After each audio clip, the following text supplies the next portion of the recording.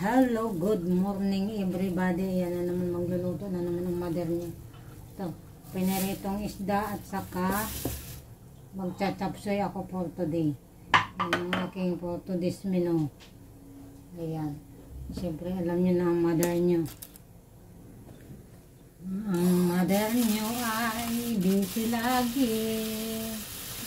Palaging busy ang iyong mother. Niluluto ko itong pagkain ng mga alaga kong pusa. Ayan. Kaya magchachapsoy tayo ngayon at saka pinaritong isda. Para itong aking alaga dito ay lumakas-lakas. Bawal man lang kung ano lang ang pakain dyan sa buntis. Ay sa bagong panganak. Napakaswerte nila at may nanay sila. Nung ako'y pinapanganak ko sila, wala talaga akong kasama sa buhay. Mag-isa lang akong namumuhay. Nung kasagsagan ng kaliitan nila, nung pinapanganak ko nung nag-uumpisa.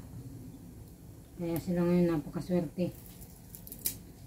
Samantalang ang nanay niya, nung pinanganak ko sila, wala tayong kasama. Solo flight. Ngayon, alaga sila sa pagkain, everything. Sa gamot. Basta lahat alaga sila. Yung mami wala. Ang gawa ko nun, magpapabili lang ako ng Magpapabili lang ako ng pagkain, ng lulutuin. Ako na magluluto. Nakabalot lang yung kamay ko sa plastic. Nagluluto ako mag-isa. Sila ay aking pinanganak.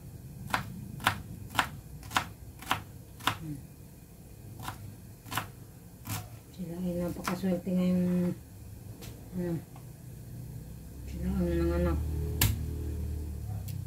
May nanay.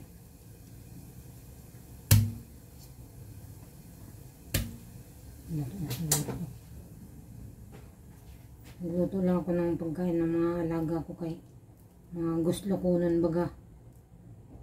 Mga gutom mo nun.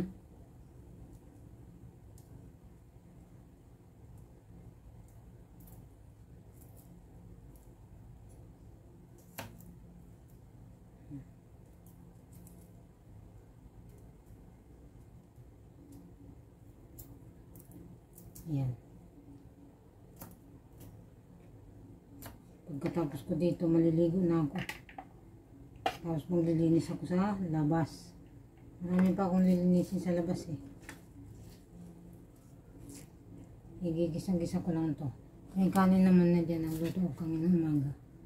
So, tapos ito lilinisin natin itong peshda. Yung peshda ay ating piprito na lang siguro. May bangas pa ako dun sa rep, idagdag ko na lang dito. May sinigang pa nga dun sa rep. Ayan natin.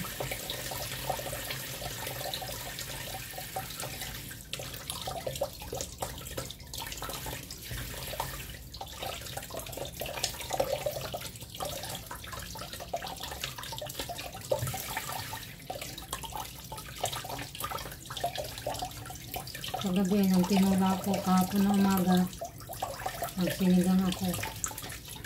Kasi hindi pwedeng laging kailangan laging may malunggay yung pinakain ni Jay. Kaya ngayon, chapsoy naman, nilagyan ko ng sahog na atay. Yun naman ang kanyang ulam ngayon. Tapos isang isda. Healthy.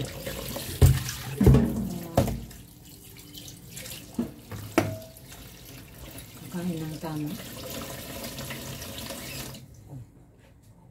Ano ba ito? Yung chicken naman ni Kuritay. Hindi pala niya. Bumili pala ako ng kutsinta. Hindi naman masarap. Pero dahil binili ko, kakainin ko na lang. Sayang naman. Prepare na ang lahat. Gigisa na lang.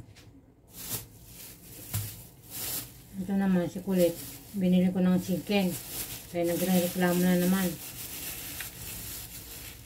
Puro na lang daw tinula. Kasabay ng bata. Puro na lang daw may sabaw ang ulam. Sabi ko nga, inuto-uto ko na nga kahapon, kagabi. Kasi nagre-reklamo na. Puro na lang daw may sabaw. Sabi ko nga, ibali sa bukas. Pag naluto ka ng chicken. Ito ang naraga. Ito kasi ang gusto niya eh. Chicken fillet. Iritado yung kumain pagka may buto.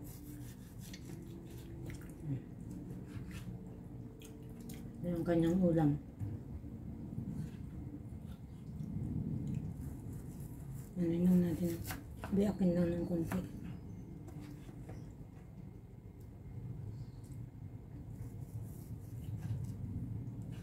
Yan, alam mo na.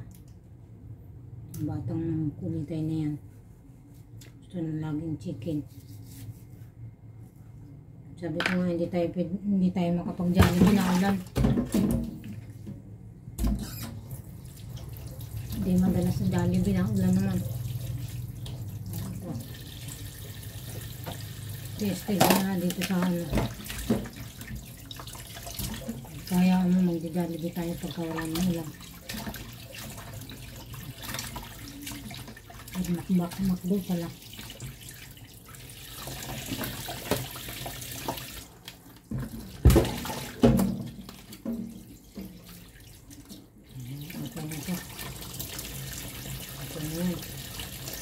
Itulbahan ko lang may patatanggalin ko lang para may yellow pa.